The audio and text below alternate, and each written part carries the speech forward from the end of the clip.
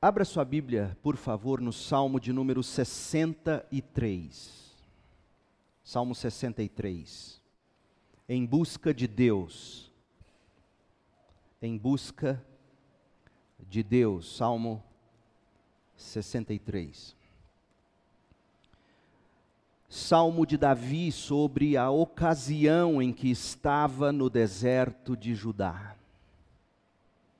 Ó Deus, Tu és meu Deus, eu te busco de todo o coração, minha alma tem sede de Ti. Todo o meu corpo anseia por Ti nesta terra seca, exausta e sem água. Eu te vi em Teu santuário e contemplei Teu poder e Tua glória. Teu amor é melhor que a própria vida, com meus lábios Te louvarei. Sim, Te louvarei enquanto viver. A Ti em oração levantarei as mãos. Tu me satisfazes mais que um rico banquete, com cânticos de alegria Te louvarei. Quando me deito, fico acordado pensando em Ti, meditando a Teu respeito a noite toda, pois Tu és meu auxílio, à sombra de Tuas asas canto de alegria. Minha alma se apega a Ti, Tua forte mão direita me sustenta. Aqueles, porém, que tramam me destruir, descerão às profundezas da terra, morrerão pela espada e servirão de comida para os chacais. O rei, contudo, se alegrará em Deus. Todos que juraram falar a verdade o louvarão, mas os mentirosos serão calados. Não sei se você sabe, mas o ponto mais baixo da terra, em termos de terra seca, está às margens do Mar Morto. A superfície do Mar Morto, as margens do Mar Morto estão 423 metros abaixo do nível do mar. 423 metros abaixo do nível do mar. Para você ter uma ideia, a nossa cidade, Goiânia, por exemplo, ela está 720 metros acima do nível do mar. Então, nossa cidade, ela se eleva 1.143 metros acima do nível do Mar Morto. Goiânia está aqui, o Mar Morto, 1.143 metros lá embaixo. Outra curiosidade sobre o Mar Morto. O nível de sal das águas do Mar Morto chega a 33,7% de salinidade. É muita coisa. É muita coisa porque a salinidade do Oceano Atlântico, por exemplo, que já é salgado bastante, é de apenas 3 a 4%. O Mar Morto é cerca de 30% mais salgado do que as águas do Oceano Atlântico. Então, além de baixo, além de salgado, aquele lugar é um lugar quente, muito quente. Você está achando Goiânia quente? E está. Ontem a sensação térmica foi de 35 graus Celsius. Hoje diz que será mais. Por isso eu resolvi pôr a gravatinha sem o paletó, porque senão a gente não aguenta. 35 graus Celsius. Agora preste atenção, a temperatura média de verão no Mar Morto fica entre 32 e 39 graus Celsius. Nós estamos com a temperatura do Mar Morto aqui em Goiânia. No inverno, a temperatura cai a 20, 23 graus Celsius. Gente, vendo esses números eu imaginei, Goiânia é o Mar Morto, porque o inverno aqui é 20 graus. É muito quente.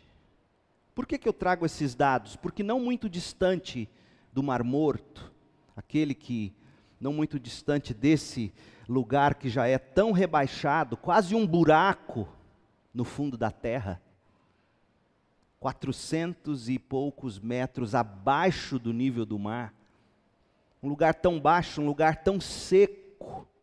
Sabe qual é a média de chuva por ano naquela região? 2 centímetros. 2 centímetros de água de chuva caindo na areia. Acontece o quê? Some. Então, além de muito baixo, além de muito quente, aquele lugar é excessivamente salgado. Não muito longe daquele lugar se encontra o deserto da Judéia. que foi o local de refúgio de Davi, quando o filho dele, Absalão, perseguia ele. E é isto que a gente lê no cabeçalho do Salmo 63. Salmo de Davi sobre a ocasião em que estava no deserto de Judá. Este lugar, tão rebaixado, um buraco na terra, tão salgado, tão sem água, tão seco, tão quente.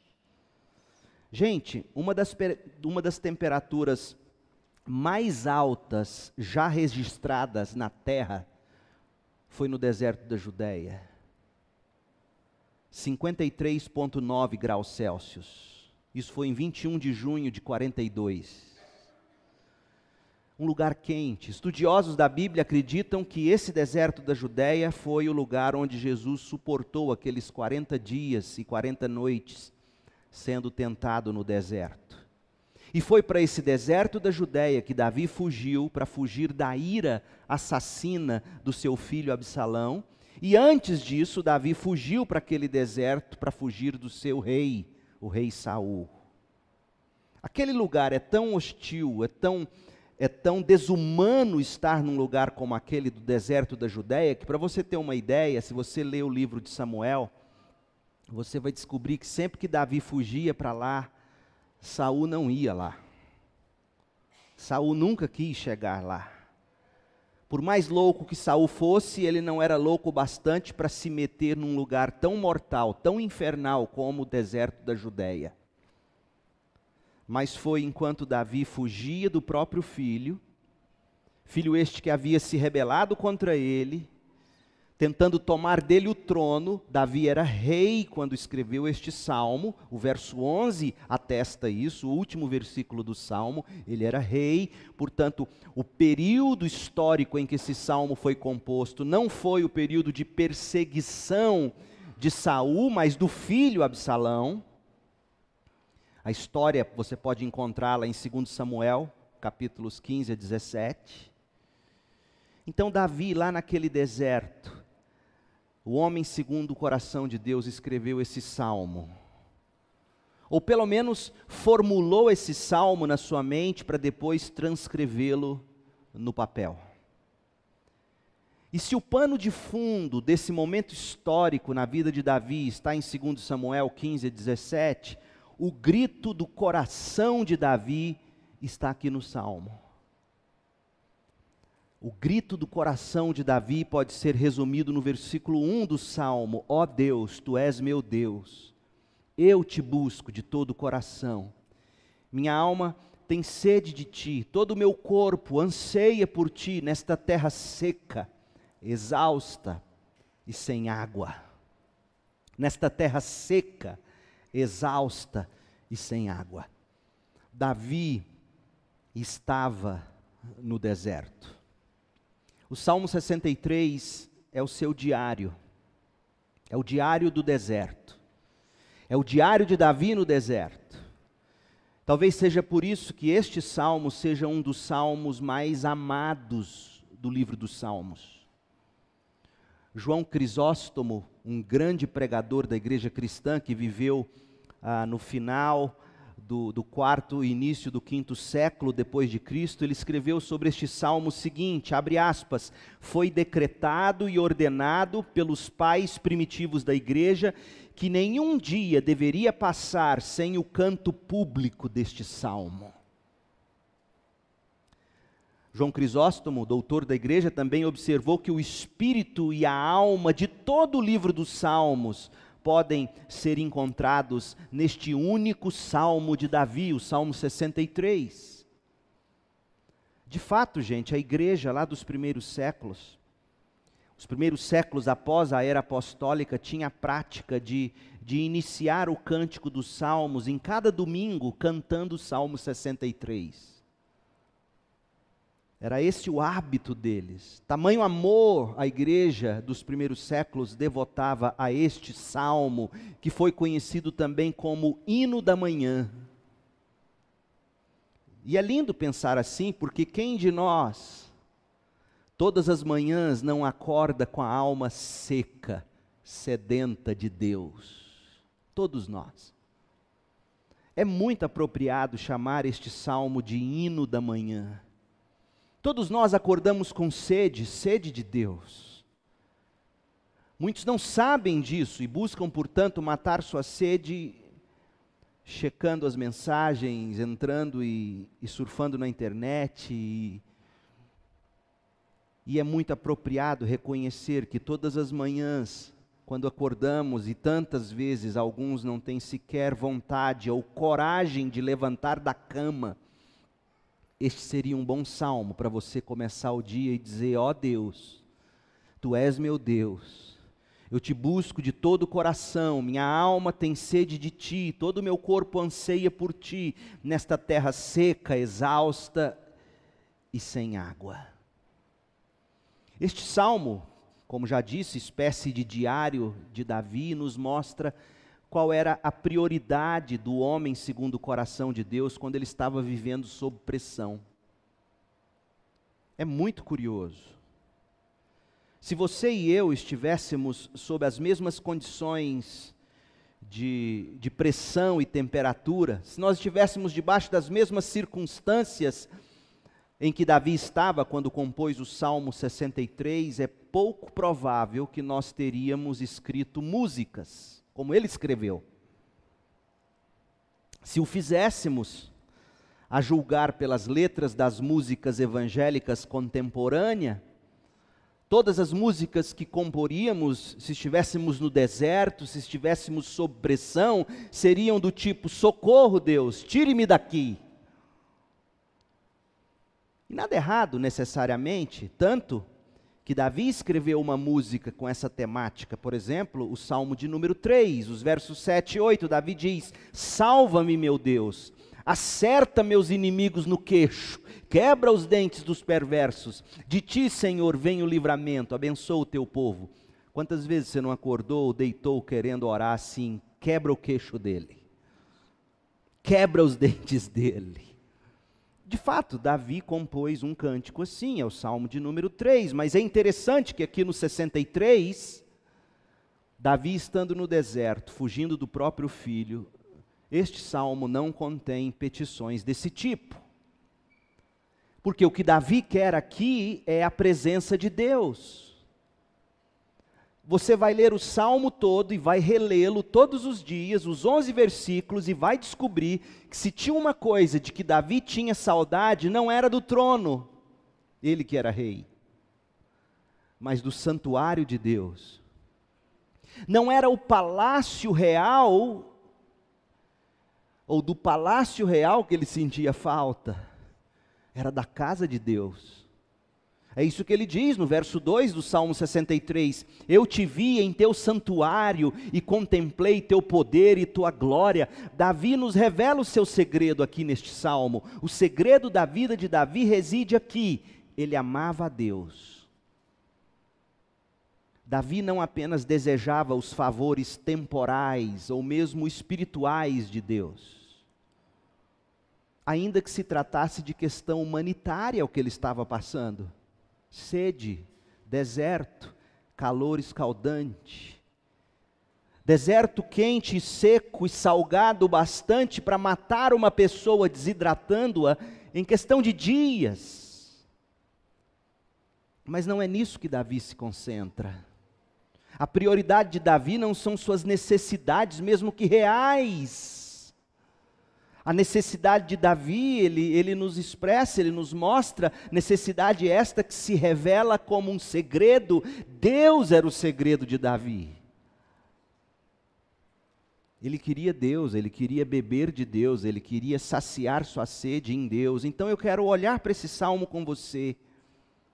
Salmo este que nós poderíamos chamar de, além de hino da manhã, nós poderíamos chamar de o salmo das saudades de Deus.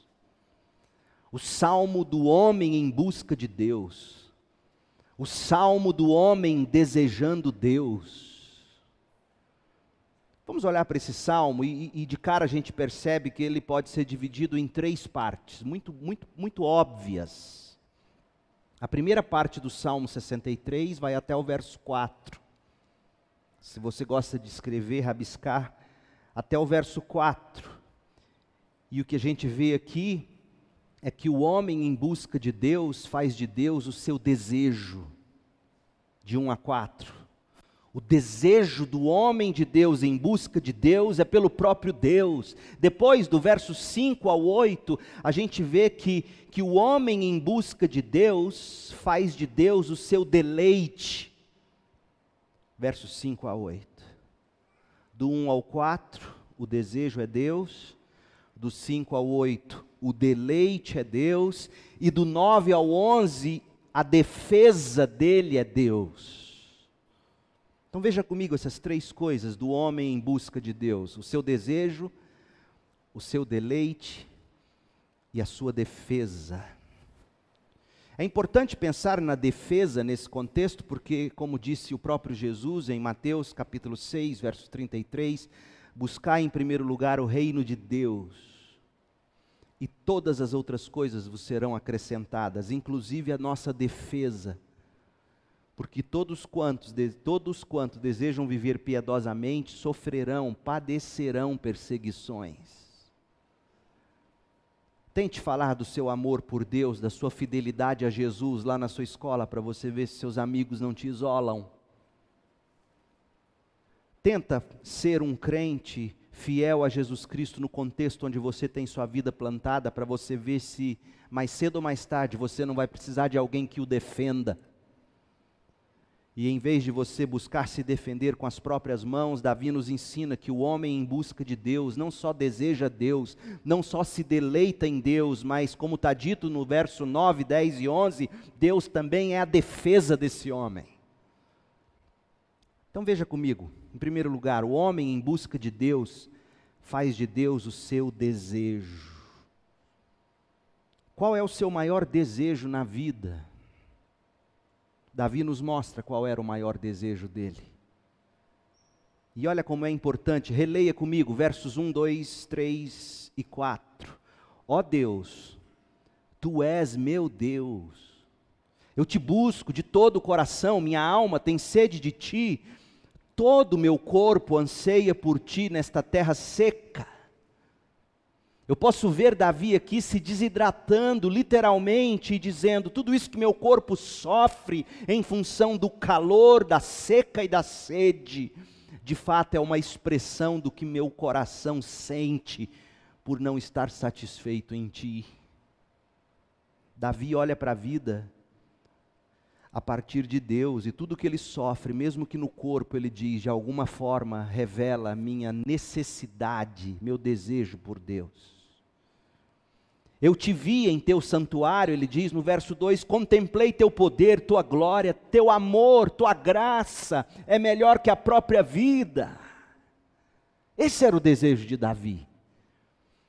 Mais da graça de Deus até do que a vida, a graça de Deus, o amor de Deus é melhor do que a vida, diz Davi, é melhor do que filhos, é melhor do que cônjuge, é melhor do que sexo, é melhor do que comida, do que bebida, do que realização profissional. A graça de Deus é melhor do que viver, porque a vida sem a graça de Deus é uma desgraça. Tente viver a sua realização profissional sem a graça de Deus, para você perceber logo, logo, que o que você faz não tem graça. Tenta entrar na universidade, como muitos farão esse ano, logo, logo, tendo passado no vestibular ou no Enem. Tenta entrar na universidade sem a graça de Deus, para ver se em poucos meses, aquilo se torna uma desgraça. Ninguém vive sem a graça, e Davi está dizendo, o meu desejo é a graça de Deus, meu desejo não é a vida, e eu já disse isso aqui e repito, nunca mais diga, o melhor que a gente pode ter é saúde, tendo saúde a gente tem tudo. Não, tem muita gente sadia que tem nada.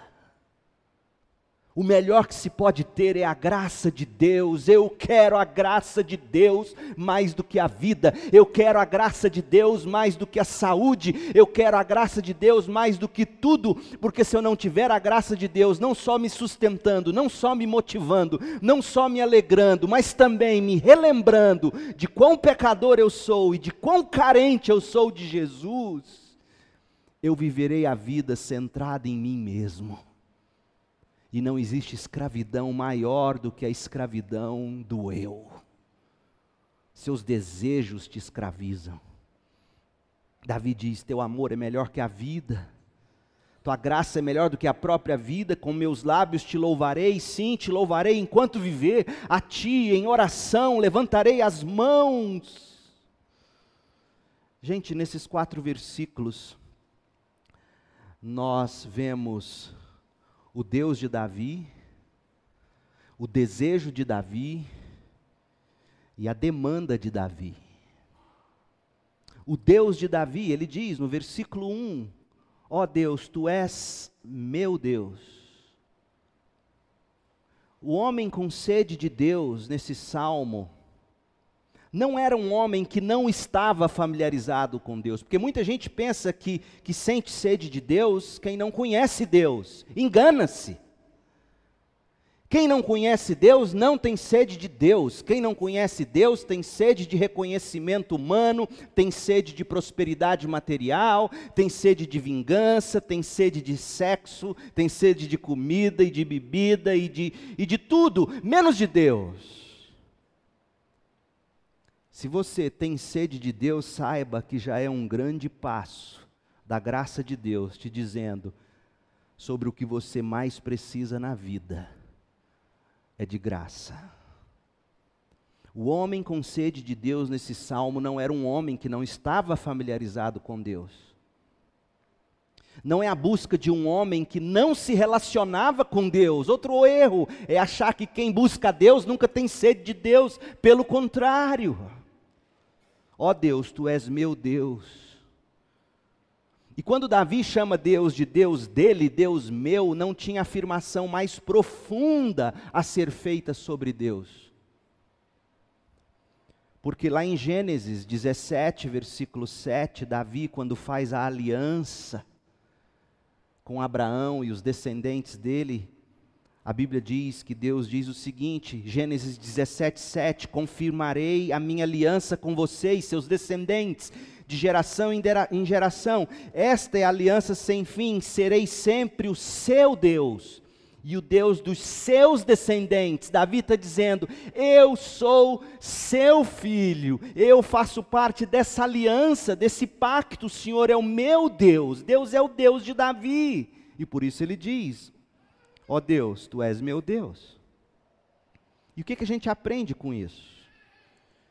A gente aprende que mesmo o homem segundo o coração de Deus, mesmo a pessoa que mais busca a Deus, mesmo aquele que chama Deus de meu Deus, o Senhor é o meu pastor, mesmo esses, passam pelo deserto escaldante da vida, todos passam, até quem chama Deus de meu Deus. Todos passam pelo deserto, até Jesus passou por lá. E é curioso que quem levou Jesus para ser tentado no deserto não foi Satanás. Foi Deus, o Espírito de Deus, conforme está dito em Mateus 4, versículos 1 e 2. E lá em Lucas 4, versículo 1 e 2 também, falando desse mesmo episódio, diz que Jesus, cheio do Espírito, homem cheio do Espírito, foi para o deserto para ser tentado pelo diabo. Não culpe o diabo pelos seus desertos, agradeça a Deus pelo seu deserto, e eu vou te dizer porquê daqui a pouco. A questão, portanto, gente, não é evitar o deserto. A questão é você ter Deus para chamar de seu Deus quando você estiver no deserto. No deserto salgado, naquele buraco profundo da existência. Quando Davi diz, Deus é o meu Deus, ele está reafirmando que a rocha que sustenta os seus pés, na areia movediça das suas próprias emoções, é Deus. Quando a sua mente, com pensamentos intrusivos, trazendo centenas de mentiras ou de medos, e você não sabe como lidar com isso, e tantas vezes é preciso até desligar-se com alguma medicação. Como é que você faz? Se você não tem Deus para chamar de meu Deus, você morre desidratado nesse deserto. Esse é o Deus de Davi. Mesmo quem tem Deus como seu Deus vai para o deserto. Mas o Salmo também fala do desejo de Davi. O desejo de Davi é Deus. Ele diz no verso 1, meu Deus, eu te busco de todo o coração. Minha alma tem sede de ti. Todo o meu corpo anseia por ti, nessa terra seca, exausta e sem água. Ele não pede água, ele não pede pão, porque ele sabia o que o salmista diz, e o que a Bíblia diz, e o que Jesus reafirmou para o diabo quando foi tentado no deserto: nem só de pão viverá o homem, nem só de água viverá o homem, mas de toda palavra que sai da boca de Deus. Ó Deus, tu és meu Deus. Davi não está dizendo que ele sempre seria aliviado das dores da sede da alma. Não é isso que ele está dizendo. O que ele está dizendo, o que ele está afirmando é que se tem uma coisa que realmente importa na vida é poder chamar Deus de meu Deus. E é por isso que o desejo dele é Deus. Ele aprendeu que Deus e a graça de Deus é melhor do que a própria vida, porque a vida sem a graça de Deus é desespero. Qual é a demanda de Davi? Não se pode deixar de observar que o desejo de Davi por Deus, pelo seu Deus, é fruto de uma demanda. E qual é a demanda de Davi? A demanda de Davi é ensinar a alma dele que Deus é o bastante. É isso que Davi está fazendo nesse salmo. Ao mesmo tempo que ele revela seu desejo, que é Deus, ao mesmo tempo que ele revela o seu Deus, ele diz: todo esse meu desejo é fruto de uma demanda. E qual é a demanda que Davi tinha e eu e você temos? Todos nós. Ensinar para a nossa própria alma que Deus é bastante. Por isso que Paulo vai dizer: eu aprendi a viver contente, com pouco ou com muito. Por quê? Porque Paulo aprendeu que Deus basta. Deus com pouco basta, Deus com nada basta, Deus com muito basta, Deus é o que basta. E é isso que Davi está dizendo. Olha o que ele diz. Davi está tentando manter o coração dele em Deus, porque ele não podia se esquecer de que, apesar da dor, da sede física, apesar do amor perdido do filho Absalão, os seus anseios mais profundos, de fato, os anseios mais profundos de qualquer ser humano é por Deus. Por isso que ele nos revela a demanda dele. Ele diz no verso 1, eu te busco de todo o coração. Ele diz ainda no verso 1, minha alma anseia por ti. Ele diz no verso 2, eu medito em Deus, eu contemplo Deus. Ele está dizendo isso, eu te vi em teu santuário, te contemplei. O que de Deus ele viu, no que sobre Deus ele meditou. E ele mostra dois atributos de Deus, duas qualidades de Deus, poder e glória. Ele está dizendo, a demanda que eu tenho é lembrar minha alma que Deus poderoso e glorioso me basta. Deus está dizendo através de Davi o seguinte: teu amor, o amor de Deus, a graça de Deus é melhor do que a vida.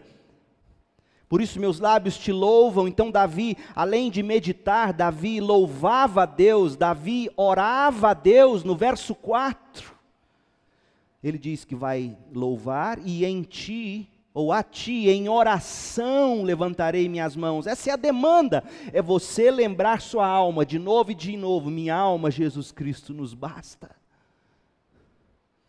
E como é que você lembra a sua alma disso? Davi nos ensina, você busca a Deus, verso 1, você anseia por Deus, você medita em Deus, você memoriza a Bíblia, você lê a Bíblia, você ouve mensagens, você medita, você contempla, você louva a Deus, você ora a Deus. A nossa demanda é grande demais para deixarmos de usar essas disciplinas espirituais. Quantas vezes você vai precisar chegar diante do seu Deus e dizer: Deus, para o Senhor me livrar desse pecado, eu vou jejuar. Eu tenho que mostrar para minha carne que eu preciso mais do Senhor do que da pornografia, do que do álcool, do que da droga, do que a língua grande. Deus, eu preciso do Senhor. E aí você ora, e você jejua, e você lê a Bíblia, e você memoriza, e você medita, e você adora, e você ora, e você se expõe ao ministério da palavra de Deus. Essa é a nossa demanda. É lembrar a nossa própria alma que aquele desejo descontrolado dentro de nós, sempre por algo mais, é um desejo por Deus que foi transformado em idolatria pelas coisas ou das coisas. E Davi entendeu isso. E Davi diz: oh meu Deus, Tu és o meu Deus, eu preciso do Senhor, eu tenho sede, meu corpo está se desidratando, mas eu preciso do Senhor. Davi queria mais do que a vida, Davi queria mais do que família, saúde, comida. Davi queria mais do que restabelecer seu relacionamento com Absalão. Davi queria Deus, porque sem Deus ele não conseguiria sequer olhar de novo para a cara de um filho.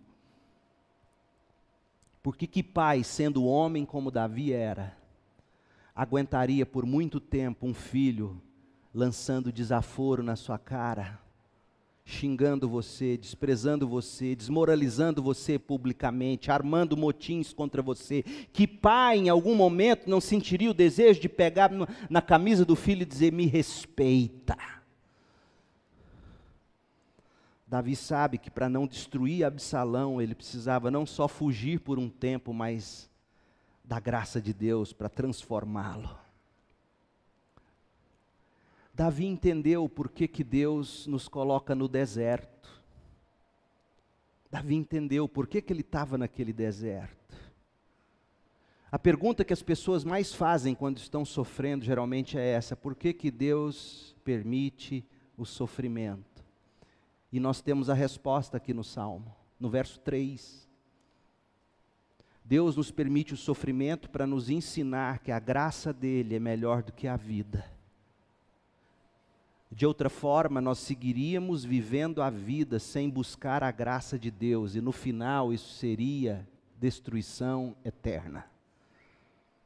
Paulo diz isso: Deus submeteu a criação debaixo de tanto sofrimento na esperança de salvação. Romanos 8.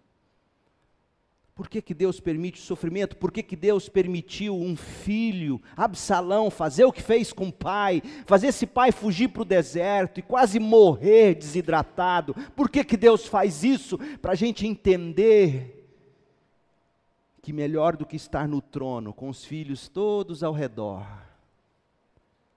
é ter a graça de Deus. E aí você pode perguntar: mas Deus não poderia nos ensinar de outra forma?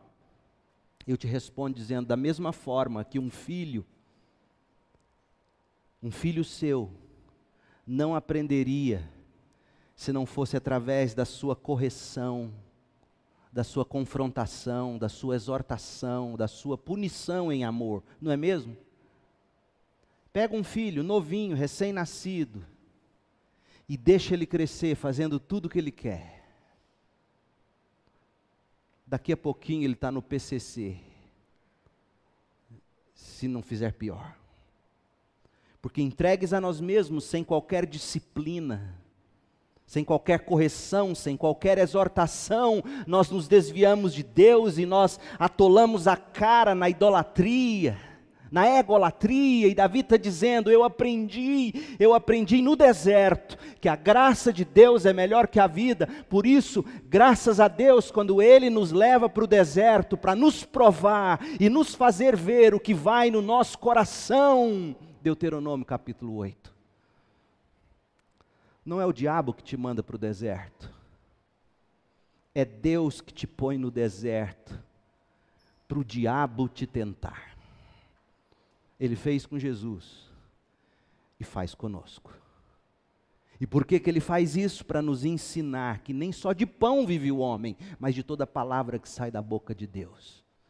Para nos ensinar que nós não vamos viver colocando Deus à prova. Para nos ensinar que a graça é melhor do que a vida. O homem em busca de Deus faz de Deus seu desejo, chama Deus de meu Deus, e usa o deserto como sala de aula para crescer no conhecimento e na graça do nosso Senhor e Salvador Jesus Cristo. A outra coisa que o Salmo nos revela: o homem em busca de Deus faz de Deus seu deleite, não só seu desejo. Versos 5 a 8, e eu quero que você note a mudança no vocabulário de Davi.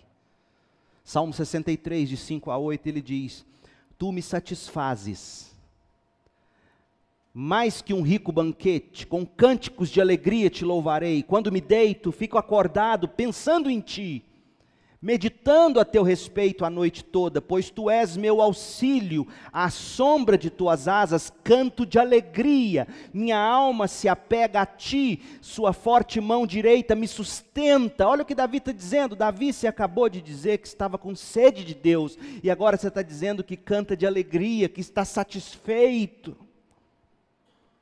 O que Davi está nos ensinando?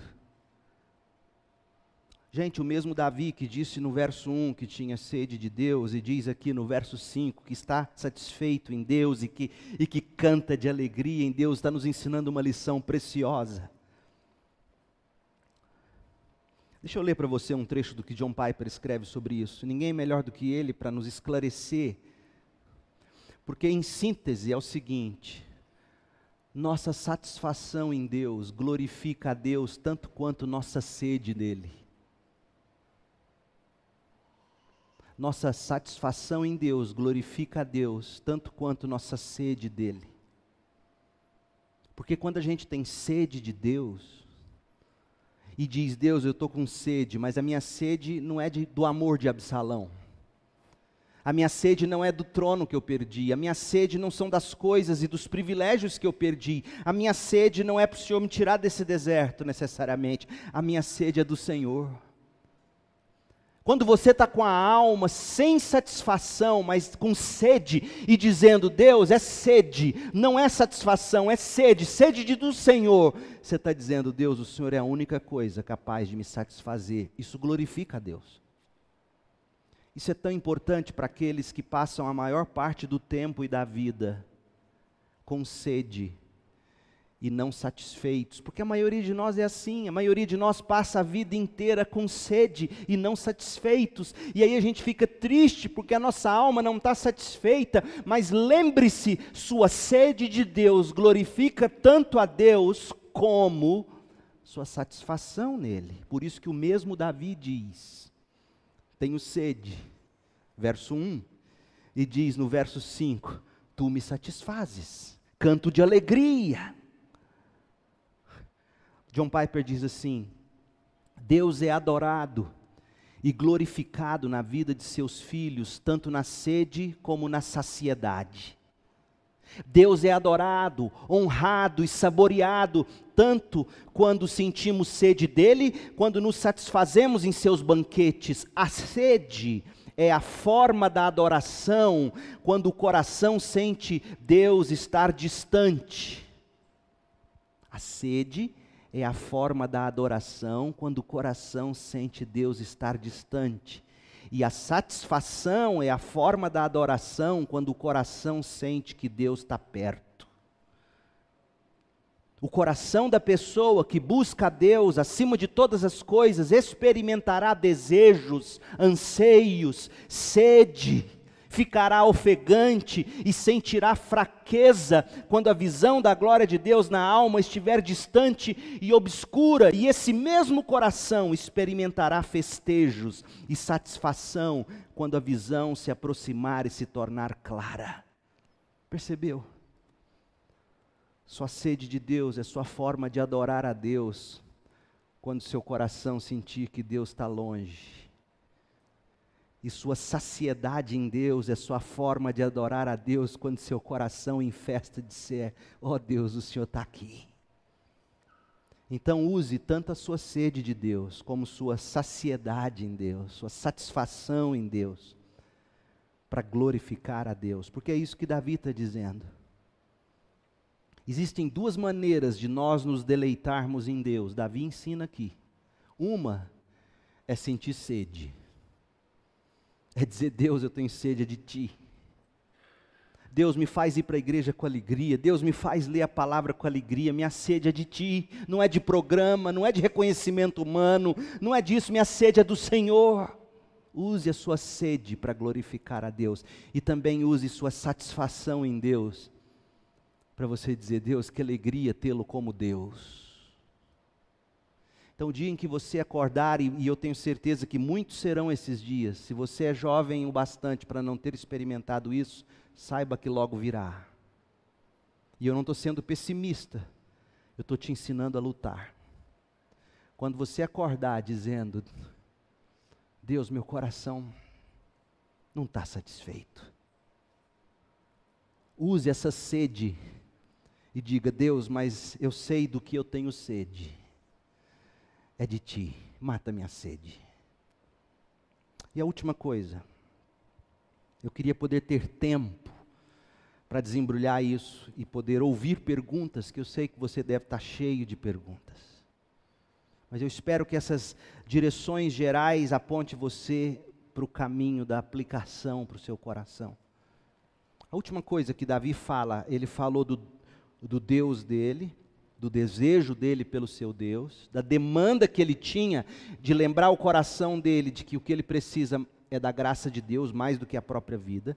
Nós vimos Davi falando do deleite dele, dizendo: meu deleite no Senhor, minha satisfação no Senhor, glorifica o Senhor tanto quanto minha sede. E enquanto você está preocupado com tudo isso aqui, lembre-se de que Absalão está lá contra você. A vida está acontecendo, as contas estão chegando, você tem que acordar cedo para ir para o trabalho, inimigos te perseguem, a vida acontece enquanto você busca Deus.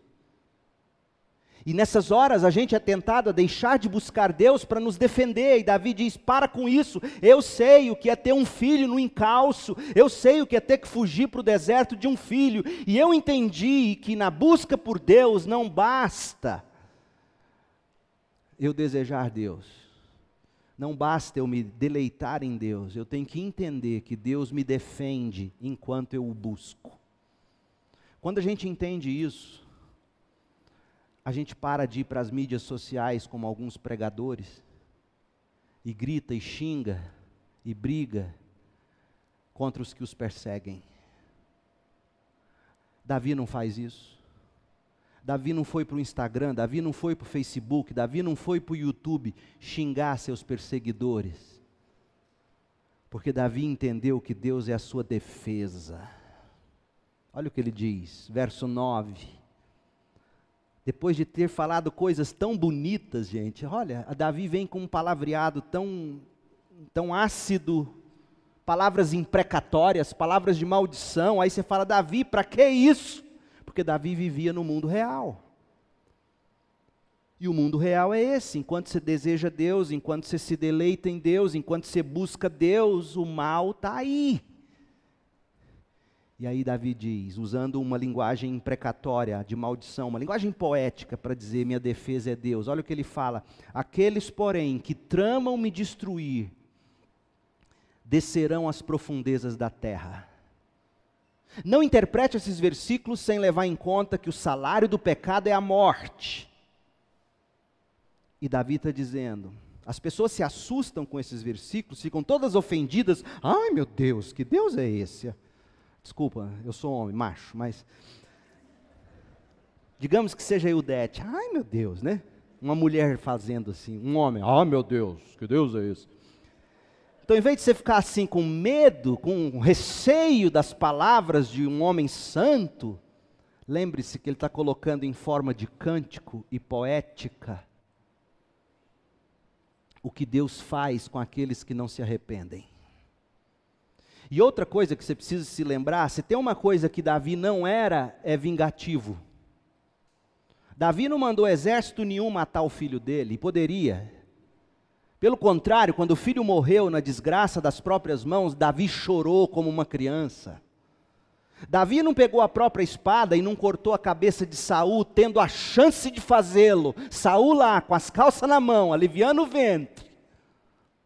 atualizando o sistema, baixando o arquivo. É para rir. Davi estava lá, vendo aquilo, com a espada na mão, poderia ter na cabeça do Saul. Ele não fez isso porque Davi não era vingativo.